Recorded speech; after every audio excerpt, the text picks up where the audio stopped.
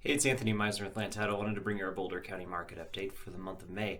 Lots of exciting stuff, and we're going to talk a little bit about the tale of this market and what's going on because detached and attached are not acting the same, the high end and the low end are not acting the same, and it's largely due to, cost of money and buyer behavior changing. So, with that all being said, this is kind of a market view as a whole. We're in a rising inventory market, right? It's it's a spring market. It's very seasonal. It's kind of getting back to the pre-pandemic norms as far as that all feels. But it's low buyers and low amount of sellers. And so this is kind of a tricky market to read because we just haven't experienced this very much in Colorado, really in the last probably 30 years.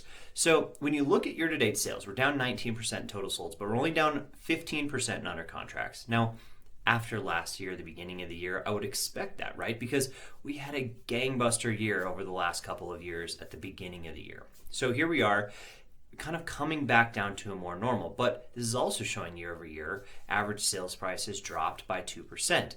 That doesn't necessarily mean that homes have dropped in value, but there is a very different situation taking place this year than it was a year ago. So let's look a little bit about inventory, and you can see just how much the markets have changed.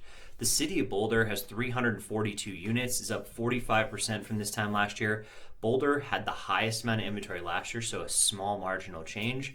Really shouldn't surprise anyone because it's a desirable place to live. Lots of buyers are still coming out in Boulder, even at those higher price points. Now, you can see big changes in places like Longmont, 80% increase in inventory, but keep in mind we went from nearly no inventory to now we have some inventory. So we're still in a strong seller's market, and that's very obvious when you look at some of these changes.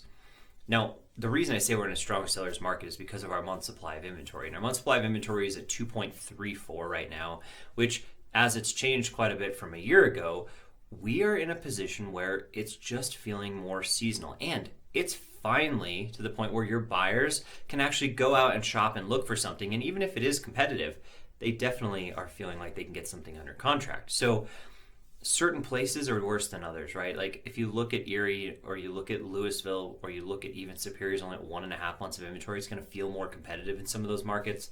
Niwot or Boulder are, a little bit more inventory, but it's a lot of the high-end stuff that's creating some of that inventory.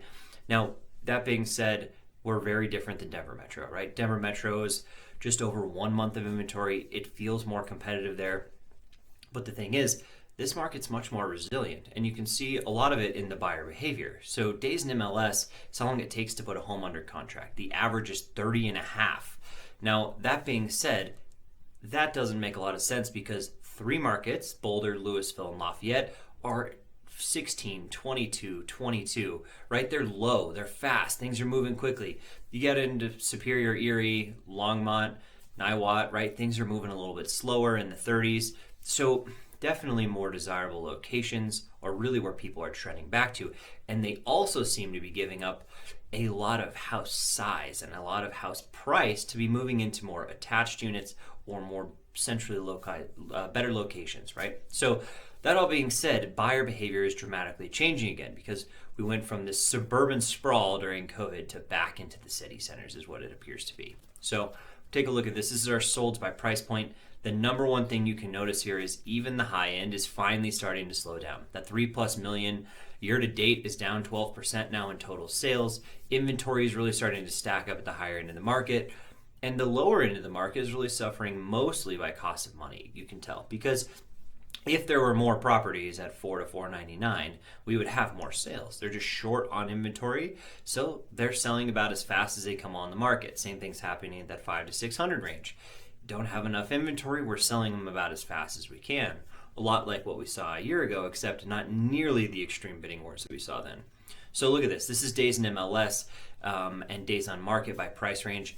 Look at that 2+ million market. We are seeing a ton of inventory. It's a buyer's market. There's trade up potential up there if you can, stomach the cost of the money.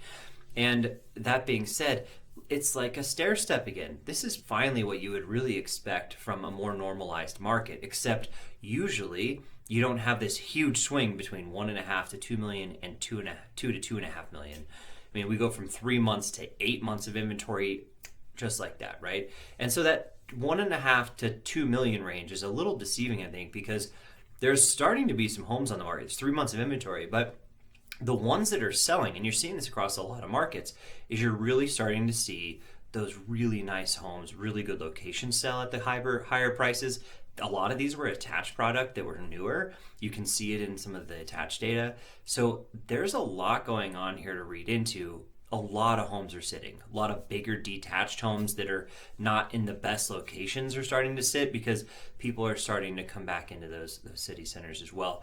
And you start looking at other things like the lower end of the market that, under 800,000, it's moving super quick. It's super aggressive. There's not enough inventory. There's just not as many buyers as there were before. So it doesn't feel insane and extreme and chaotic like it did a year ago. Let's look at average sales price, because average sales price, this is where we look at detached and attached very separately.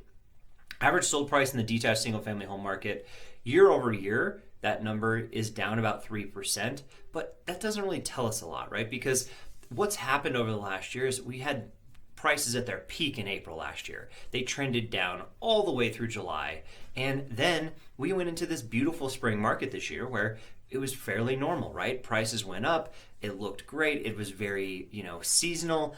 And over the last 12 months, we've seen a 2.2% increase in average sales price in the detached market. So obviously all that fiscal policy and monetary policy has really suppressed the appetite to buy homes, but we're in a really resilient market here, and you can see just how much that's changed. So that being said, I think it's a really good thing to watch the trailing 12-month data. You look at attached though, the attached market has done just crazy things. Look at this. Over the last 12 months, 11% increase over all attached units. In Boulder, it's 12%. You get into other markets like Louisville or Superior or Erie, they're almost 10% increases in the price of attached product, which really shouldn't surprise anyone because they didn't increase nearly as fast as some of the other markets did, like detached markets during the pandemic. So now that we're post-pandemic, people are moving back, and cost of money is so high, people are being forced into different product type. And one of those sacrifices that people can make is move into an attached product rather than a detached product to stay in the location they like. So you're really starting to see that. This one gives us a really good picture of solds.